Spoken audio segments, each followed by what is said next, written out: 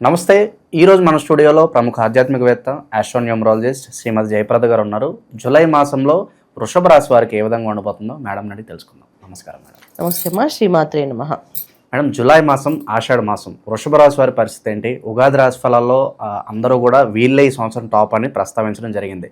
ప్రస్తుతం గ్రహస్థితి బట్టి ఎలాంటి పరిస్థితులు వెలుకొండబోతున్నాయి?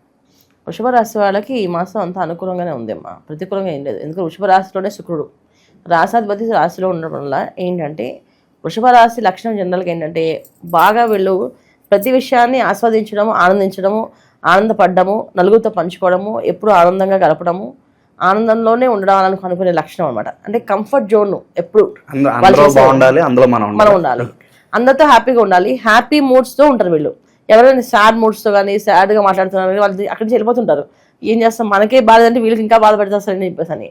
సో వృషభ రాశి ఎప్పుడు కూడా అంటే లవ్ ఎక్కువగా ఇవ్వడము, లవ్ తీసుకోవడం అంటారు. అంటే ప్రేమగా మాట్లాడడం, ప్రేమను బాగా పంచడము. సో ఎవరితో అయినా ప్రేమగా ఉంటారు, ఎవరితో అయినా ప్రేమను పంచుతూ ఉంటారు. అలాగే ఇంత కోపం కానీ ఎక్కువ విపరీతంగా ఉంటుంది వాళ్ళకి. కోపం వస్తే అలా వదిలేసి వెళ్ళిపోతుంటారు అక్కడి నుంచి. ఇంకంతే వాళ్ళు ఏమనరు ఇది జరిగిందని చెప్పేసి. చాలా తక్కువ మంది ఎదురుపడి గట్టిగా రఫ్ టఫ్గా మాట్లాడడం, నచ్చదండి నేనేమనుకోకండి నేను ఉండను అని చెప్పి వెళ్ళిపోతారు. అది చాలా తక్కువ మంది అనమాట. అలాంటిది ఈ రాశిలో శుక్రుడు ఉంటే ఇంకెంత వీళ్ళు లవబుల్గా ఉంటారు. ఈ మాసం వీళ్ళకి చాలా ప్రేమగా ప్రతి విషయం అనుకూలంగా జరిగే అవకాశం ఎక్కువగా ఉంది. అయినప్పటికీ కొన్న గ్రహాలు ఎప్పుడు ప్రతి మాసము గ్రహస్థితి మారుతూ ఉంటుంది. ఒక నెల బాగుంటే ఒక నెల బాగుండదు. అలాగే ఈ మాసంలో వీళ్ళకి రవి అంత అనుకూలంగా లేడు. బుధుడు కుజుడు కాస్త మిశ్రమ ఫలితాలు ఇస్తున్నాడు. అంత ప్రతికూలం కాదు, అలాగని మరీ అంత ఇబ్బంది పెట్టేవాళ్ళు కాదు. కాస్తంత మిశ్రమ ఫలితాలు ఇస్తున్నారు. ఇక్కడ కుజుడు ఇంకాస్త కొంచెం ఇబ్బంది పెట్టి పరుష వాక్యాలని పలికించే అవకాశం ఎక్కువగా ఉంది. అంటే ఏంటి అంటే వీళ్ళ నోట్లో ఎప్పుడు పరుష వాక్యాలు రావు. జనరల్గా చాలా లవ్గా మాట్లాడితే నచ్చకపోతే వెళ్ళిపోతుంటారు.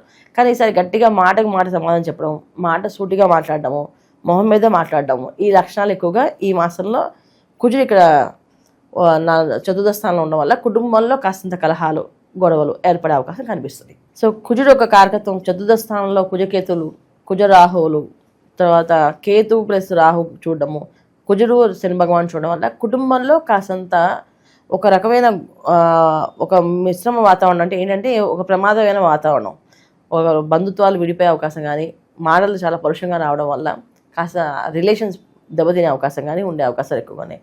కుటుంబాలు జరిగే ఫంక్షన్స్లో దాంట్లో అటెండ్ అయినప్పుడు వీళ్ళు జాగ్రత్తగా ఉండడము, తక్కువ మాట్లాడడము, దూరంగా ఉండడము మంచిది. ఎందుకంటే బాగా కలుపుకునే తత్వం వీళ్ళకి.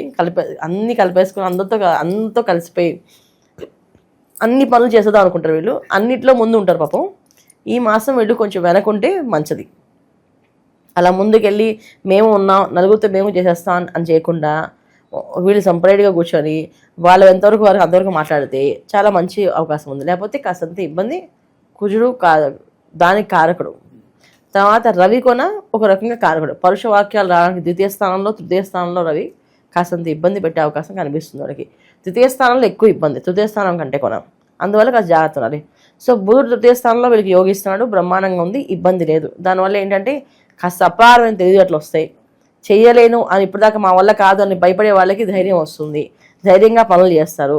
కాస్త సివిల్స్, ఐఏఎస్, ఐపీఎస్ చదవాలనుకునే వాళ్ళకి ఈజీగా చదివే అవకాశం ఉంది. ట్రేడింగ్ బిజినెస్ చేసే వాళ్ళకి కాస్తంత అనుకూలంగా కనిపిస్తుంది, మంచి సదావకాశం అనుకోవచ్చు. రియల్ ఎస్టేట్ రంగాల్లో, వ్యాపారంలో అభివృద్ధి బాగా కనిపిస్తుంది. సో వృషభ రాశి వాళ్ళకి మనం చూసుకుంటే ఈ మాసంలో బంధువులతో విరోధము, స్నేహితులతో కాస్త విరోధం, ఒక మాట విభేదాలు కాస్త వచ్చే అవకాశం తప్ప మిగతా అన్నీ అనుకూలంగా ఉన్నాయి. సో వీళ్ళు హ్యాపీగా ముందుకు వెళ్ళచ్చు. సో ఉద్యోగ ప్రయత్నాలు చేయొచ్చు, ఇంకా వివాహం సంబంధించి కూడా అనుకూలతగానే ఉంది. సాధారణంగా ఇంటి మంచి ఫలితాలు ఉన్నప్పుడు నరఘోష కావచ్చు, పక్క వాళ్ళు ఏడుపు కావచ్చు అని తగులుతూ ఉంటాయి.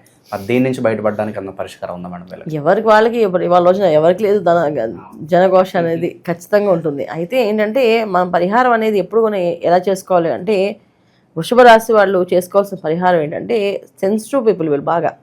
ఆ సెన్సిటివ్ పీపుల్ కనుక ఏ పరిహారం చేయాలనుకున్నా ముందు వీళ్ళు ఏం చేస్తారంటే ప్రతి నిత్యము ఒక మెడిటేషన్ చేసి, ఒక మెడిటేషన్లో 10 నిమిషాలు 20 నిమిషాలు ఒక భగవంతుడు నచ్చిన జ్ఞాన శ్లోకం చదువుకోవడం. అంటే నచ్చిన దైవాన్ని ఆ శ్లోకాన్ని చదవడం. దక్షిణామూర్తి అవ్వచ్చు, తర్వాత సుబ్రహ్మణ్య స్వామి అవ్వచ్చు, ఇలా చదువుకోవాలన్నమాట. లేదంటే నేను మాత్రం వృషభ రాశి వాళ్ళు చదువుకోవాల్సిన మంత్రం ఏంటంటే అందరూ కన్నా దుర్గా అమ్మవారిని ఆరాధించడం. ఎక్కువగా దుర్గాదేవిని ఆరాధించడం, లక్ష్మీదేవిని ఆరాధించడం.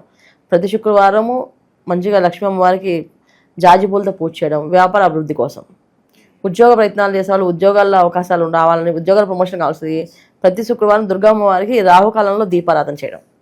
సో చేయడం వల్ల వీళ్ళకి ఉద్యోగాల్లో మంచి అనుకూలత, చాలా మంచి అనుకున్న పోస్టులు రావడం కానీ, ప్రమోషన్స్ రావడం కానీ, లేదా విదేశాల యోగం కానీ, విదేశాల్లో సెటిల్ అవ్వాలని కానీ, ఇవన్నీ కూడా శుక్రవారం పూట రాహుకాలంలో దీపం పెట్టడం, అది పెట్టడం వల్ల బాగా కలిసి వస్తుంది. ఇక సొంత ఇంటి కళ నెరవేరడానికి ఎంతకాలం పట్టవచ్చు అంటారు? లేదంటే ప్రజెంట్ టైం అనుకూలంగానే ఉందంటారా? ఏదన్నా ల్యాండ్స్ బై చేయడానికి, రియల్ ఎస్టేట్లో పెట్టుబడులు పెట్టడానికి ఏంటి సంబంధం? అవన్నీ కూడా వాళ్ళ సొంత జాతకాలు. అంటే ఏంటంటే ఇది గోచార ఫలితాల్లో గ్రహస్థితి మనకు అనుకూలంగా ఉంది. అయితే జాతకంలో సొంత ఇల్లు అంటే యోగం అనేది ఉందా లేదా జాతకం చూసుకోవాలి. ఇది గృహయోగం. యోగం భార్యకు ఉందా, భర్తకు ఉందా, భార్య భర్త ఇద్దరు కలిసి ఉందా. సో ఒక్కొక్కసారి భర్తకు ఉంటే కొన్ని వరకు బాగానే వస్తాయి, భార్యకి లేదు ఇక్కడ.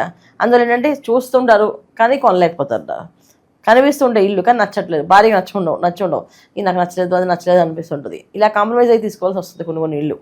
అందుకని యోగాలు అనేది పర్సనల్ జాతకాన్ని ఎప్పుడు కూడా చార్ట్ చూసుకొని ఆ చార్ట్లో వీళ్ళకి యోగం ఎప్పుడు ఉంది, ఒకరు కొంటే ఎప్పుడు కొంటారు, ఒక దాంట్లో వీళ్ళు అపార్ట్మెంట్ కొంటారా, ఇది విల్లా కొనుక్కుంటారా, స్థలం కొంటారా అనేది కొంత రాసి ఉంటుంది. సో ఈ యోగాల్ని మనం పర్సనల్ జాతకాన్ని చూడాలి తప్ప మన గోచార ఫలితాలు చూడలేము. గృహయోగం ఉందా ఈ మాసంలో అంటే వృషభ రాశిలో శుక్రుడు ఉన్నారు కనుక రాసాధిపతి ఎప్పుడైతే శుక్రుడు దాంట్లో ఉన్నాడో అన్ని యోగాలు వస్తాయి. అయితే ఆ యోగంలో ఇది ఉందా లేదా అంటే మన జాతకంలో బట్టి ఉంటుంది, అది మన పర్సనల్ జాతకం బట్టి. ఇక చివరగా సినీ రాజకీయ ప్రముఖులకు ఎలా ఉండబోతుంది మేడం? కొత్త అవకాశాలు కోరుకుంటారు. సినీ రాజకీయ రంగాల్లో పనిచేసే వాళ్ళకు కూడా అనుకూలంగా ఉంది, ఎందుకంటే అభివృద్ధి అనేది బాగుంది. కాకపోతే ఇక్కడ ద్వితీయ స్థానంలో రవి ఉండడం వల్ల కాస్త పరుష వాక్యాలు వచ్చే అవకాశం ఉంది. ఎప్పుడూ నోట్లో నుంచి రాని మాటలు టప్పి మన కోపం వచ్చి ఒక మాట అనేస్తారు. ఆ మాట వల్ల కాస్త ఇబ్బంది పడే అవకాశం ఉంది కనుక కొంచెం జాగ్రత్తగా మౌనంగా ఉండడము, కాస్త అలాంటి ప్రయత్నాలు ఉండి చేయకుండా ఉండడమే మంచిది ఈ మాసం. ఇక ఏ పని చేసుకున్నా మనకు కాస్త అనుకూలత రావాలంటే ఏదన్నా మంత్రం ఉంటుందా ఈ రాశి వాళ్ళకి ప్రత్యేకంగా? దుర్గా అమ్మవారి మంత్రం ఎక్కువగా దుర్గే రక్షణ నమః అనే మంత్రాన్ని ఎక్కువ చేస్తూ దుర్గా అమ్మవారిని ఆరాధించడం, ప్రతి శుక్రవారం రాహుకాలంలో దీపారాధన చేయడం, ఇది మంచిది వీళ్ళకి. చాలా బాగా వివరించారు మేడం. సో ఓవరాల్గా వృషభ రాశి వారికి గోచార ఫలితాలు ఏ విధంగా ఉన్నాయో మేడం తెలియజేయడం జరిగింది. సో ఇన్ కేస్ మీకు కూడా ఇలాగే జరుగుతుంది, అవును మా జీవితం కూడా ఇలాగే ఉందని మీరు ఫీల్ అయితే ఒక్కసారి తప్పకుండా మీ పర్సనల్ చాట్ చెక్ చేయించుకోండి, మీ సమస్యకు తగిన పరిష్కారం మేడం చూపిస్తారు. ధన్యవాదాలు.